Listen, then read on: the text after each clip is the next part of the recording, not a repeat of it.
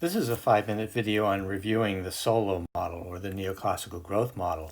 The equations appear there on the left. It's a very elegant model with only a few equations and only a few behavioral assumptions. These things boil down to the two equations that appear on the right, the aggregate production function in per worker terms, which can be done because it constantly returns to scale, and the dynamics of the capital stock. dk dt, the time derivative, is just the change in the capital stock from one instant to the next. The algebra of getting that dynamic equation for k takes a little bit of work, and logs are very useful for working with growth rates. And here's how to work through that. Graphically, you're used to looking at this model by depicting the two equations in three curves and emphasizing the horse race here between saving per worker, that's the SAK to the alpha term, and replacement requirements to keep the capital stock per worker in place, which is the delta plus n times k term. So the dynamics of k come down to that simple horse race. And you're used to depicting that in a diagram that looks like this. There are the three elements. There's the aggregate production function. There is the saving per worker part of the horse race, and there is the replacement requirements part of the horse race. So first you can identify the stationary state of this model. That's where saving is just enough to equal replacement requirements, and that's where these two curves have to be the same value, and that occurs right there. There's also an uninteresting stationary state at k equals 0. So the interesting steady state is here at k star. If you ever got the capital stock to that spot, there would be nothing to change it over time. You would stay there. You can also establish stability here. Choose any arbitrary level of the capital stock k0 and just read vertically all of the information that you have at that time. So output is up here per worker, but the horse race here between saving per worker and replacement requirements is clearly being won by saving, which is higher. So at this level of the capital stock, it must be true that there's an arrow of capital accumulation that is causing the capital stock to rise. And if you populate this whole diagram with arrows by testing different levels of k, you'll see that that stationary state is globally stable.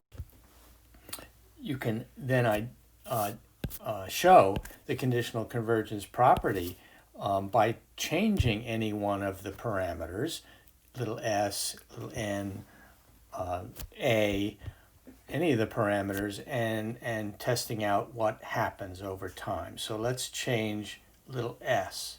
Let's have a rise in s to s prime times a, k to the alpha, where s prime is bigger than little s. Okay? Well, if you started here and here, we know where you're going to end up. You're going to end up here eventually and here.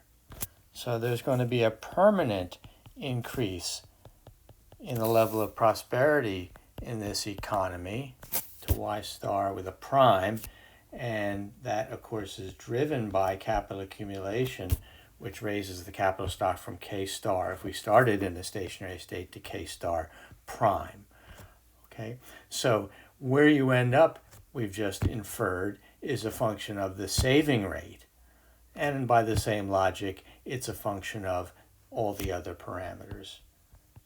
So k star is a function of s, n, a, delta, and alpha, all of those parameters, and similarly y star, where you're going to end up, is a function of those same things. And you can easily solve for that. I ask you to do that in the problem set.